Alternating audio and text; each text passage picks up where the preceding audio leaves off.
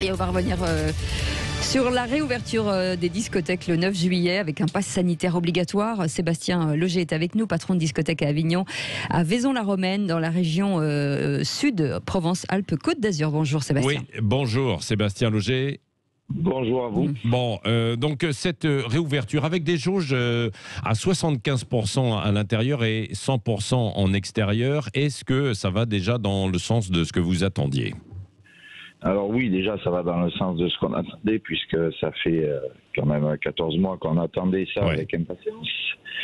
Après, bon, c'est vrai qu'il y a encore quelques zones d'ombre où on ne sait pas exactement tout le protocole exact qu'on va devoir appliquer. Donc, on le prend encore avec des pincettes, mais dans l'ensemble, ça va dans le bon sens. Oui. Alors, il y aura la nécessité d'un pass sanitaire. Qu'est-ce que vous savez pour l'instant de ce pass sanitaire qui sera imposé ? Ce pass sanitaire, ce sera, on le sait, ou être vacciné. Oui. Ou avoir fait un test PCR ou antigénique de... Oui. Sébastien, vous êtes avec nous ? Sébastien, oui. Ah voilà, on a eu un petit souci, mais c'est rétabli. Oui, oui. Donc le pass sanitaire, donc avec soit l'application, bien sûr, soit le justificatif de la vaccination. Certains disent que ça va être compliqué de tout vérifier à l'entrée, que c'est quasiment inapplicable. Pourquoi ? Parce qu'il va y avoir des files d'attente énormes. Donc déjà, ça, c'est la première des choses.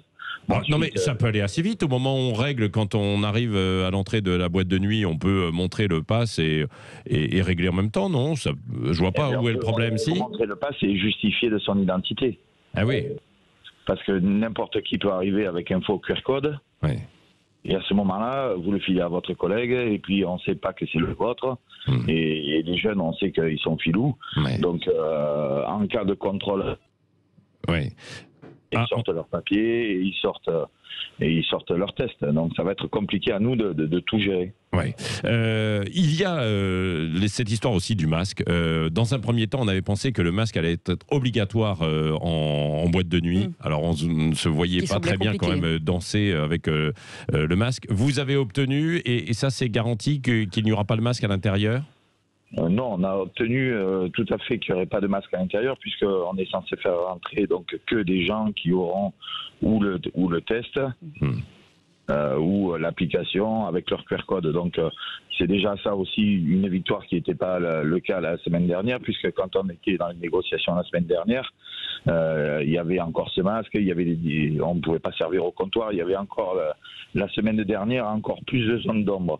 Mais à l'heure d'aujourd'hui, moi personnellement, je ne sais pas si je vais rouvrir le 9. Alors pourquoi Oui, parce qu'il y a un certain nombre de patrons de discothèques qui s'interrogent. Pourquoi quelle est votre interrogation ? Est-ce que les gens vont aller se faire tester 48 heures avant de sortir ? Tout le monde sait très bien que quand on sort, c'est improvisé, c'est au dernier moment, on est au restaurant, on est avec des amis, on se dit tiens, on est dans l'ambiance, ce soir on va aller boire un coup, on peut pas, on n'a pas le pass sanitaire. Est-ce que toutes les discothèques vont à l'entrée proposer des tests antigéniques ? Si oui, qui c'est qui va les payer ? Comment ça va être organisé ? Tout ça, c'est assez compliqué. Il y a encore beaucoup de zones d'ombre. Donc, nous, on est contents de voir que le gouvernement a écouté un petit peu ce qu'on demandait depuis des mois, mais j'espère que nos syndicats vont saisir le Conseil d'État pour essayer de faire valoir l'égalité au droit du travail. Voilà. Mais alors, c'est-à-dire le Conseil d'État sur quel point ? Sur le pass sanitaire, vous ne voudriez pas qu'il y ait le pass sanitaire obligatoire ?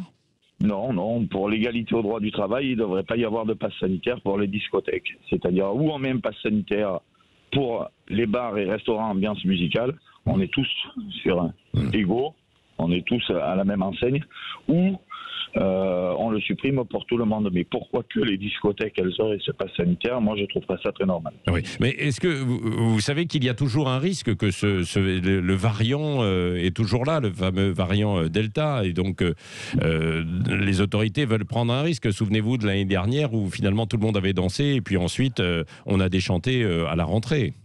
Hier, je suppose que vous avez fêté la fête de la musique.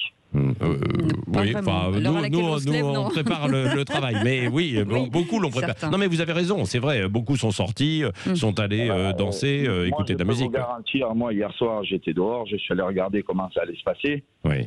C'était pire que des discothèques ambulantes. Tous les bars mettaient de la musique à fond. Tout le monde était collé les uns sur les autres. C'était pas géré. Il n'y a pas de logique pour nous. Alors, je comprends bien qu'on soit peut-être un métier qui peut potentiellement amener des risques à attraper le Covid, mais pas plus que les bars et pas plus que les restaurants. Donc, je trouverais normal que ou on le mette pour tout le monde, ou on le mette pas. Oui, voilà. Oui, bah écoutez, non, on va suivre ce dossier et on comprend vos réserves. Merci Sébastien Loger d'avoir été avec nous aussitôt le matin, parce que je sais que quand on est patron de discothèque, c'est pas forcément à 6h30, 7h à laquelle on se couche. On se réveille. À laquelle on se couche, effectivement. Oui. Et donnez-nous le nom de votre discothèque. Le Beau Chaos à Avignon et la Java à Saint-Marcelin-les-Vaisons. Et voilà, comme ça fait un peu de pub. Merci d'avoir été avec nous ce matin sur Sud Radio, Sébastien Loger.